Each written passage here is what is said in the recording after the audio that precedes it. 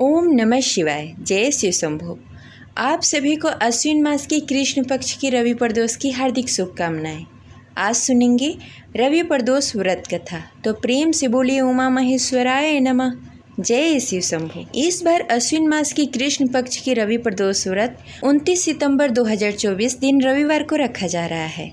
रवि प्रदोष व्रत की पूजा का शुभ मुहूर्त संध्या 6:26 पर है। शिव पूजा के समय आपको रवि प्रदोष व्रत कथा जरूर ही पढ़नी तथा सुननी चाहिए। इससे व्रत पूर्ण होता है। अगर आप व्रत कथा नहीं पढ़ते हैं या नहीं सुनते हैं तो आपका व्रत अधूरा माना जाता है। व्रत कथा पढ़ने तथा सुनने से आपको पूर्ण फल प्राप्त होता है। इस व्रत को करने से व्यक्ति निरोग रहता है और उसकी उम्र बढ़ती है। जीवन में सुख और समृद्धि आती है। तो चलिए सुनते हैं रवि प्रदोष व्रत कथा। तो प्रेम से बोलिए जय श्री शंभु, हर हर महादेव। रविवार के दिन यह व्रत आने के कारण इसे रवि प्रदोष कहा जाता है। प्रदोष व्रत भगवान भोलेनाथ और माता पार्वती को समर्पित है।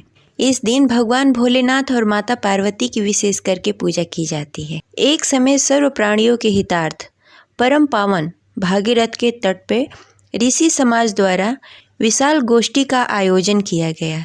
इस सभा में व्यास जी अपने परम शिष्य पुराण वेदा सूत जी महाराज हरि कीर्तन करते हुए पधारे। सूत जी को आते हुए देखकर शौनकादि 88,000 ऋषि मुनियों ने खड़े होकर दंडवत प्रणाम किया। महाज्ञानी सूत जी ने भक्ति भाव से ऋषियों को हृदय से लगाया तथा आशीर्वाद दिया। विद्वान ऋषिगण और सब शिष्य आसनों पर विराजमान हो गए।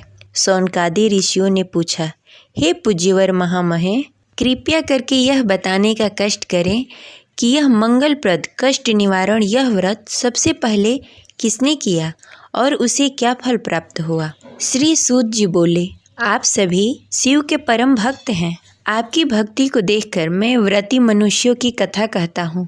ध्यान से सुने। प्रेम से बोले ओम नमः शिवाय। रवि प्रदोष व्रत के अनुसार एक गांव में अति दीन ब्राह्मण निवास करता था। उसकी साध्वी स्त्री प्रदोष व्रत किया करती थी। उसे एक ही पुत्र रत्न था। एक समय की बात है, वह पुत्र गंगा स्नान करने के लिए गया। दुर्भाग्यवश मार्ग में चोरों ने उसे घेर लिया और वे कहने लगे कि हम तुम्हें मारेंगे नहीं, तुम अपने पिता के गुप्त धन के बारे में हमें बता दो।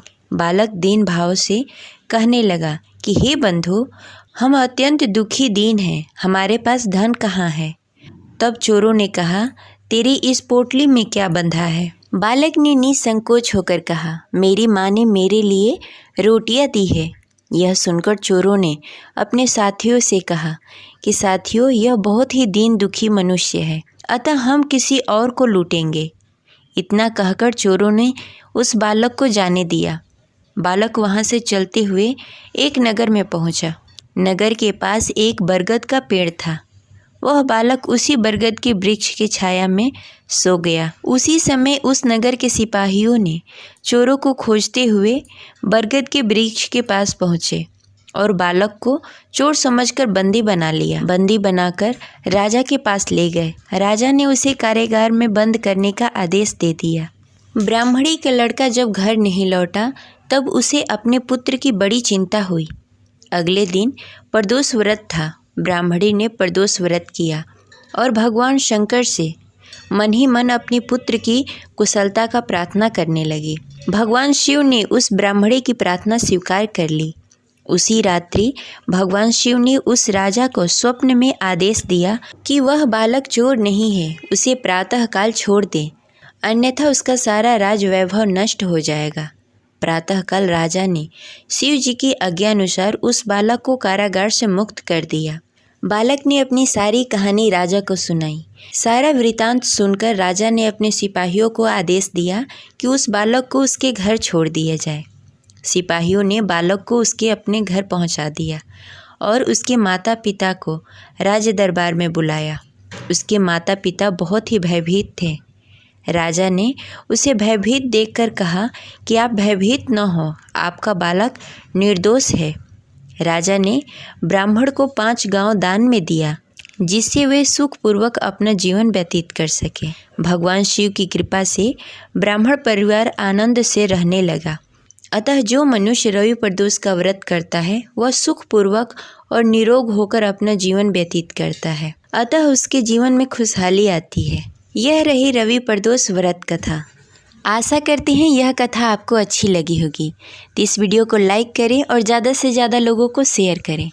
और अगर आप हमारे चैनल पर नए हैं तो इसे सब्सक्राइब कर लें और बेल आइकन को भी प्रेस कर लें। मिलते हैं अगले वीडियो में। तब तक के लिए हर हर महादेव।